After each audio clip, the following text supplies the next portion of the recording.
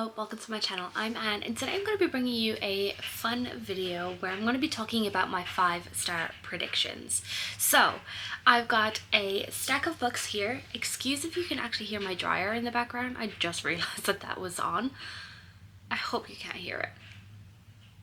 Anyway, let's just carry on with this video because I need to get this filmed because it needs to go up on Tuesday and it is now Sunday. So I have a stack of books beside me here that I think are going to be 5 stars for me, that I think I'm going to really enjoy. So the first one that I have is one that I've heard a lot about, not recently but over the past few years on BookTube. Everyone was going crazy about this, and this is Anatomy: A Love Story by Dana Schwartz. So this is a gothic sort of Victorian era novel where we're following our main character Hazel and also another main character named Jack. So Hazel is a lady who wants to be a surgeon more than she wants to marry. So she comes into this deal with the professor of the college saying that if she can pass his class, the final test of his class, without being in his class, he will allow her into the next semester. And then we're also following Jack, who is a resurrection man. So basically he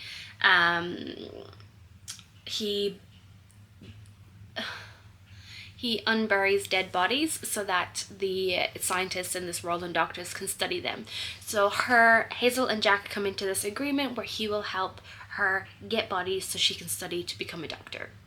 And something happens where they need to solve a crime or something like that. I've heard great things about this. I really enjoyed this Stalking Jack the Ripper series, and I also really love the Cherry Nova series, which is that Victorian era gothic vibes. So I definitely think that this is something that will be up my alley, and I think I will be giving it 5 stars, and I'm very excited for this one.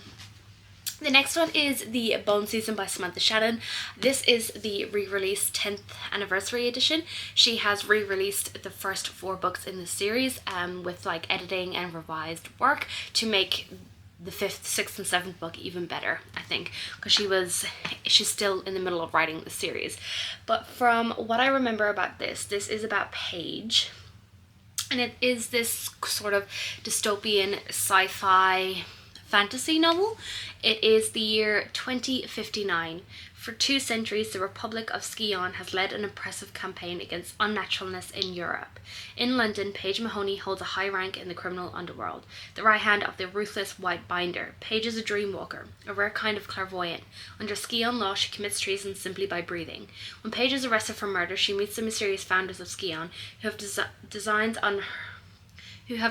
on her uncommon abilities. If she is to survive, Paige must use every skill at her disposal and put her trust into someone who ought to be her enemy. So this sounds really interesting. I've heard so many great things about this over the years, and I've definitely been way more excited now that Samantha Shannon is actually continuing to work on the series and back in the series again. So I'm very excited to check this one out, and I definitely think it will be 5 stars. But this edition is stunning and I'm very excited. So yeah, I'm excited for this one, and I definitely think it will be 5 stars.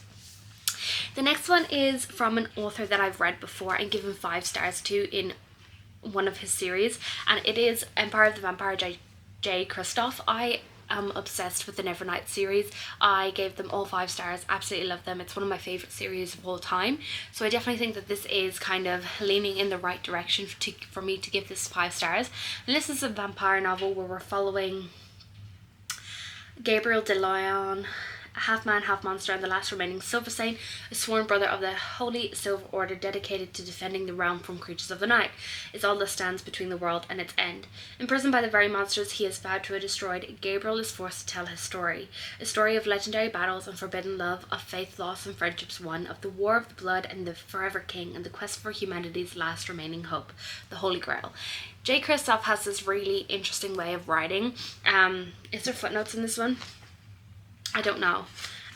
But in the Nevernight series, we were kind of getting this narration from a character that was watching what was happening. And I think that that might be what's happening here. Like, we're being told a story. Like, we are at the start of Nevernight, we kind of know how it's going to end, so throughout you're kind of waiting for this to happen. And I think that J. Kristoff's writing is very unique and very different. He's very there's lots of humor and snark and sarcasm within this, and I'm very excited to check this one out because I definitely think that this is going to be right up my alley, and I'm very excited. Oh, there's pictures in here. I didn't even know that. But this is the really stunning edition. This is to do with vampires, and I'm very excited. I'm very in the vampire mood. So yeah, I definitely think this is 5 stars because I love J. Kristoff, and I'm excited to get into this one, even though it is a chunky boy. The next one is another one that has been everywhere. Everyone is talking about this book, and it's Powerless by Lauren Roberts. So this is a not Game of Thrones, oh my god, The Hunger Games meets something. I don't remember what it is. But this is about a world where there was this plague where it changed people's DNA and gave those people powers. They are these elite people who have powers in this world. So the king in this world decides that anyone who's ordinary and doesn't have powers is a threat to the kingdom. So he decides to banish them or kill them.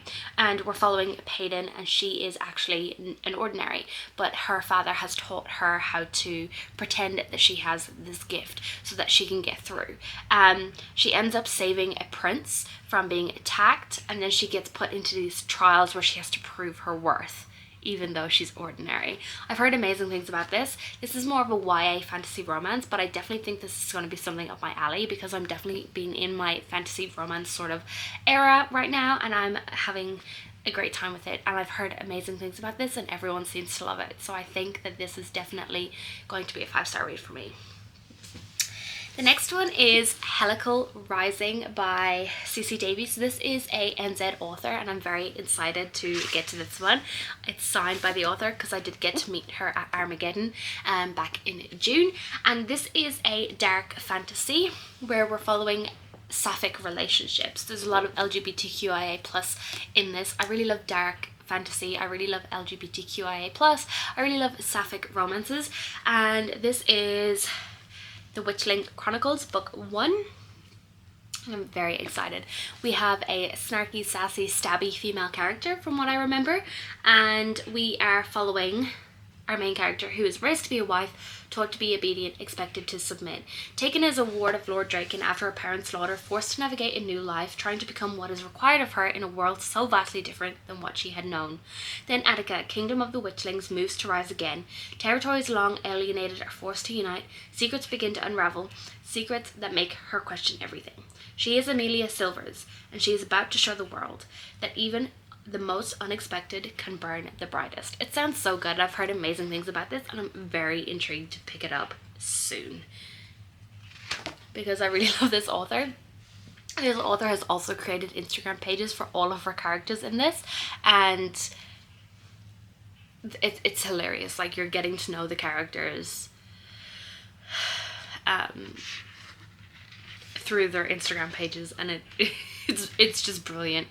I'm very, very excited about this. I've got a pronunciation guide.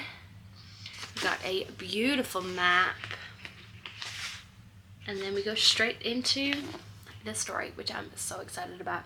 So yeah, I definitely think this is going to be 5 stars, and I'm very excited to read that. I might even do a NZ authors reading vlog, which will be exciting because I've got a stack of NZ authors that I really want to get to. The next one is another author that I've read from and given quite a high rating to some of her books, and this is The Scarlet Veil by Shelby Mahurin. So this is a follow-on series from her Serpent and Dove series. I really, really loved The Serpent and Dove book 1. I gave that 5 stars. It was absolutely amazing. Book 2 and book 3 weren't my favourite, but I still had a great time with it. So again, this is more of a vampire one where we're following one of the main characters from the Serpent, and one of the characters from Serpent and Dove. Not one of the main characters, but one of the side characters that we see a little bit of her. So this is 6 months have passed since Silly took her sacred vows and joined the ranks of the Chasseurs as their first huntswoman. With her fiancé Jinlook as captain, she's determined to find her foothold in her new role and protect Belterra after she failed to protect her sister. But whispers from the past still haunt her, and a new evil is rising, leaving bodies in its wake, each one decorated with twin puncture rounds in its throat. And as Celie has no reason to fear the dark because something is coming for her. And the closer he gets, the more tempted Celie feels to give in to his dark hungers and her own. I'm very intrigued with this. I'm really excited to see the growth from the other series with this main character. And yes, I am very intrigued. And hopefully this one won't be a 5-star. This is more of a Hail Mary one because I didn't like the following stories from the Serpent and Dove series. But I'm hoping that this one will be good because there is vampires. And it seems to be a little bit darker than Serpent and Dove. So we shall see. The next one is another author that I've read from and given 5 stars from too, so I think that this will definitely be up my alley. This is Funny Story by Emily Henry. I've talked about this before, and every time I explain it I think it's really confusing. So what I'm going to do is I'm just going to read the back because it lays it out perfectly for you. But I definitely think that this is going to be a 5-star for me because I really love Emily Henry's writing. I really love her storytelling. I really love how she interweaves romance with really hard topics that a lot of people deal with in their adulthood. So I read Happy Place by her back in May or June, and I had the best time with it. It was so beautiful. I need to reread it and highlight everything and just tab it up because it was so beautiful. But this is about Daphne. She has always loved the way Peter told her story. That is, until it became the prologue of his actual love story with his childhood bestie, Petra, which is how Daphne ends up rooming with her total opposite and the only person who could possibly understand her predicament, Petra's ex, Miles. As expected, it's not a match made in heaven. That is, until one night while tossing back tequilas, they form a plan. And if it involves posting deliberately misleading photos of their adventures together, well, who could blame them? But it's all just for show, of course, because there's no way Daphne would actually start her new chapter by falling in love with her ex-fiance's new fiance's ex, right? It sounds really good. I think this is going to be a complicated relationship, and I think that this main character is going to realize that maybe the person in front of her is the perfect person for her, even though they are complete opposites. It's going to be sort of a fake dating story, and I do really enjoy those stories, so I definitely think that this might be a good one for me, and I'm excited. Then we have Die For You by Lauren Jackson. So this is my special edition from the Bookish and Spice fantasy romance box, and it's just stunning. But this is a vampire and a human story. Can you tell I've been feeling my vampire stories lately? But this is about a human who is searching for her sister, a grumpy vampire bodyguard in charge of keeping her alive, and a malicious creature hunting them down. What could go wrong? I think that's the perfect tagline. I don't really need to say much else about this, but I know that it is going to be a fun time, and I'm very excited to read this one, especially seeing the end papers. I think this is going to be a fun, smutty time, and I'm very intrigued. Let's read the first line, shall we? I feel like reading the first line. On the death certificate, it states my sister died a year ago. Okay, that doesn't help. It's not very interesting, but I'm very intrigued by this, and I definitely think I'm going to be picking this up soon because I'm excited, and it is part of my full moon readathon vlog, which I'm in the process of making, and I'm very, very excited. The next one is another author that I gave 5 stars to and absolutely fell in love with their first book that I read from them, and that is The Once and Future Witches by Alex E. Harrow. So I read the 10,000 Doors of January late last year. Absolutely adored it, and I'm very excited about this one. So this is about witches, from what I remember. In 1893, there's no such thing as witches. There used to be in the wild dark days before the burnings began, but now witching is nothing but tidy charms and nursery rhymes. If the modern woman wants any measure of power, she must find it at the ballot box. But when the Eastwood sisters, James Juniper, Agnes Amaranth, and Beatrice Belladonna join the suffragettes of New Salem, they begin to pursue the forgotten words and way that might turn the women's movement into the witches' movement.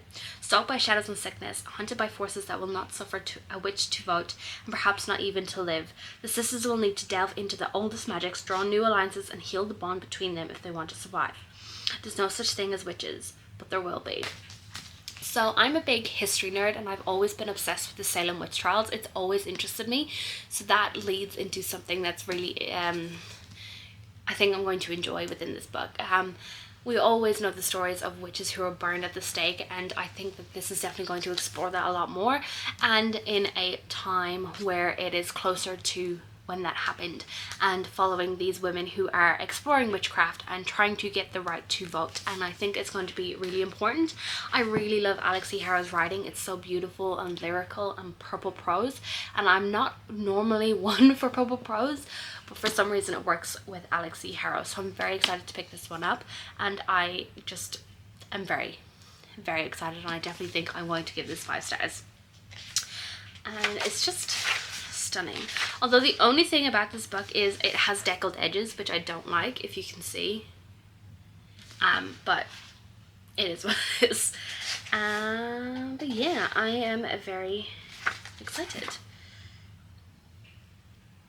Right, let me just read a little bit of a paragraph just so you can kind of get a taste for Alex E. Harrow's writing. So, there's no such thing as witches, but there used to be. It used to be the air was so thick with magic you could taste it on your tongue like ash. Witches lurked in every tangled wood and waited at every midnight crossroad with sharp-toothed smiles. They conversed with dragons on lonely mountaintops and rode rowan wood brooms across full moons. They charmed the stars to dance beside them on the solstice and rode to battle with familiars at their heels. It used to be witches were wild as crows and fearless as foxes, because magic blazed bright and the night was theirs. It's just so beautiful, and it just rolls off the tongue.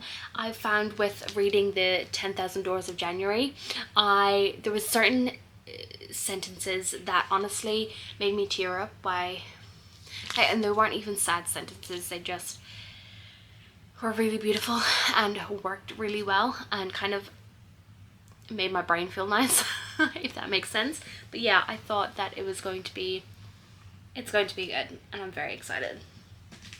And the last one that I have is The Final Stripe by Sarah L. Arifi. This is book 1 in her first series, and this is her debut novel. I just recently read Feybound, and I really, really enjoyed it. That was a 4-star read for me, and I think that this is going to be a little bit better. So this is a story where the empire rules by blood. The Akbar, a set of trials held every 10 years to find the next emperor rules of the empire, is about to begin. Shiloh was destined to win the trials. Stolen by blue-blooded rebels as an infant, she was raised with the duster's heart, forged as a weapon to bring down the empire from within. That bright future has turned to dust. But Shiloh wasn't made to sparkle. She was born to burn. And as the trials draw near, it's time for her to decide, will she rule the empire or destroy it? So I definitely think that this is going to be a good time. It's going to be trials. It's going to be rebellion. I love all that type of thing. And I really love Sarah L. Arifi's writing. And I definitely think that this is going to be a very lush and epic fantasy. And I'm very, very excited about it. So that is the 10 books that I have 5-star predictions for. Hopefully I can get to them very, very soon. Let me know in the comments below if you've read any of these and if you gave them 5 stars and if you think I might give them 5 stars. And like this video if you liked it, and subscribe if you want to see more content from me. Bye!